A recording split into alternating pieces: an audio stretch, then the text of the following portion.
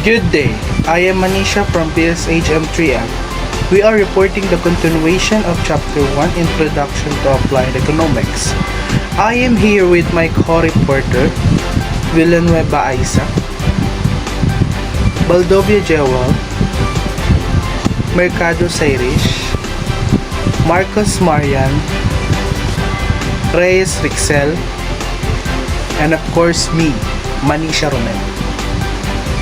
And the first topic we discuss is application of demand and supply reported by Marcos Marian. Marcos?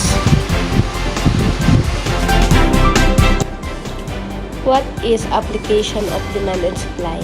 Demand in economics is the willingness and ability of consumer to purchase a given amount of good or service at a given price.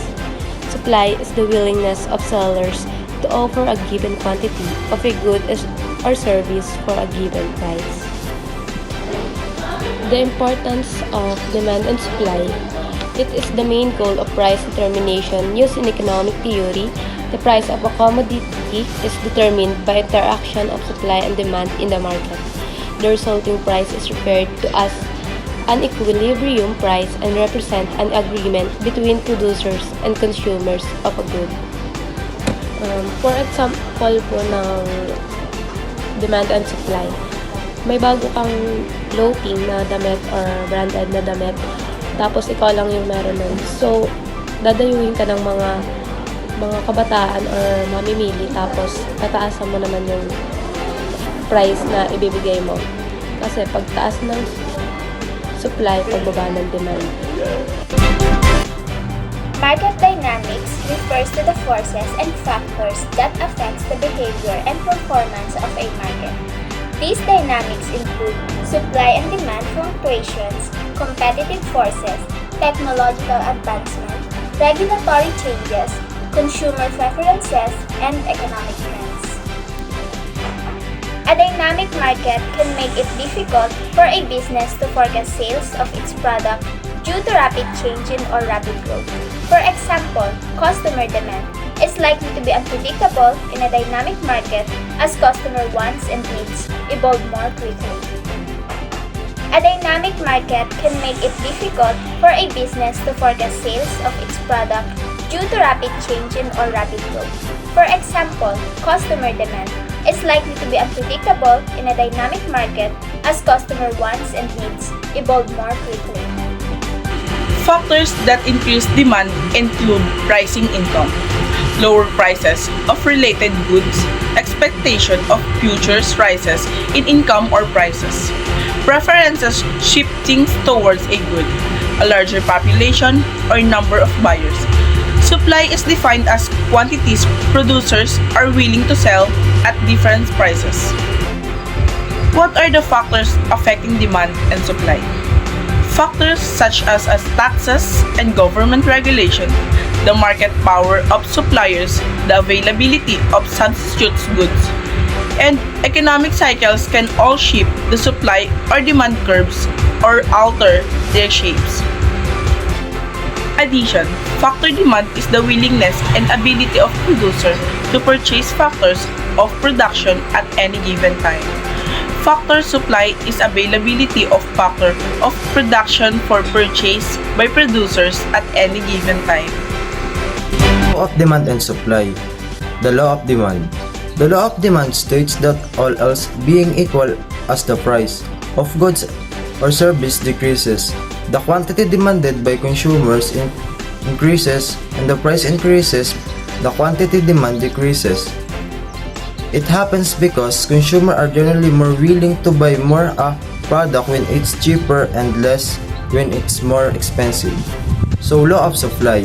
The law of supply states that all else being equal as the price of goods service increases, the quantity supplied by producers increases and the price decreases. The quantity supplied decreases because of producers are typically more willing to supply more a product at higher prices because it increases their potential of profit.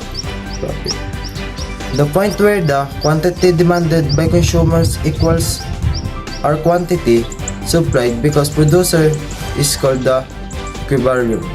Equilibrium. Price of market clean price at this point the market in balance and there is no excess supply or demand. The example of law of demand and supply. The law of demand states that all else being equal as the prices of a good or service decreases, the quantity demand by consumers increases and vice versa. Example of law of demand. Imagine a popular brand of smartphones that usually sells for $800. If the prices of the smartphone drops into the $600, more people are likely to buy it because it is now more affordable. This increases in quantity demanded due to lower price exemplifies the law of demand. So the next is the example of law of supply. The law of supply states that all else being equals and the price of a goods or service increases, the quantity supplied by products increases and vice versa. Example, consider the same smartphone if its price rises from $800 to $1,000, the company might decide to produce more units because they can earn a higher profit they found. This increase of the quantity supplier due to the higher price illustrates the law of supply. Non-price determinants of demand refer to factors other than the current price that can potentially influence the need for a service or product, resulting in a shift in its demand curve. In other words, these factors are very crucial economically as they can impact the demand for a service or product, irrespective of its current price. These are the following examples of types of non-price determinants. Number 1. Income. Higher levels of income mean consumers are able to buy more products. This increases demand even when the price remains the same. This is the only one case the normal goods that consumers tend to buy more of when their income increases. With inferior goods, consumers will buy less of them when their income increases. Number 2. Tastes and preferences. Some products become fashionable, trendy, while others are uncool despite possibly being a better option. 3. Future price. Expectations. If a product is going to be worth more in the future, many will buy it now, and vice versa. Number 4.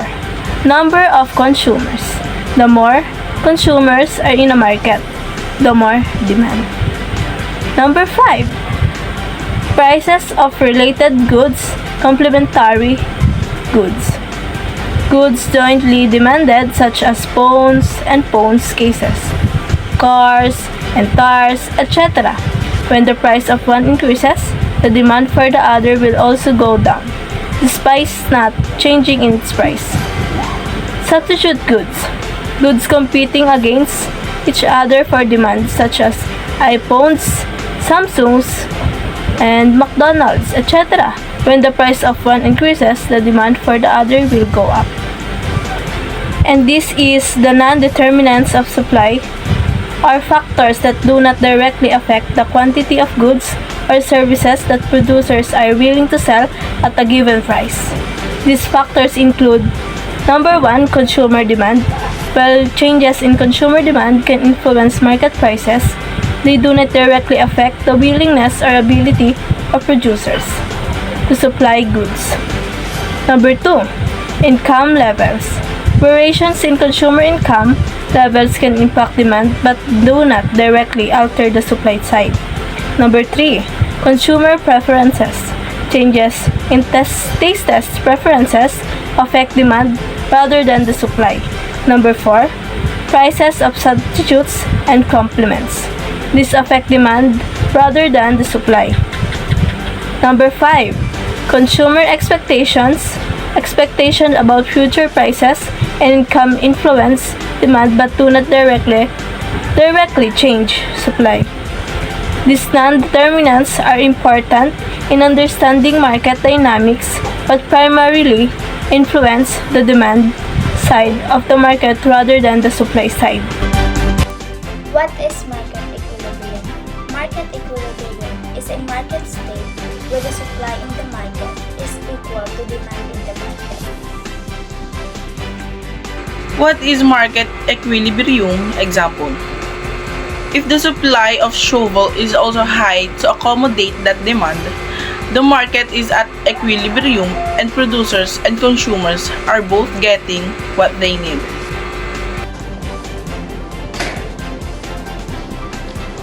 Market equilibrium important. Equilibrium is important to create both a balanced market and an efficient market. If a market is at its equilibrium price and quantity, then it has no reason to move away from that point because it's balancing the quantity supplied and the quantity demanded.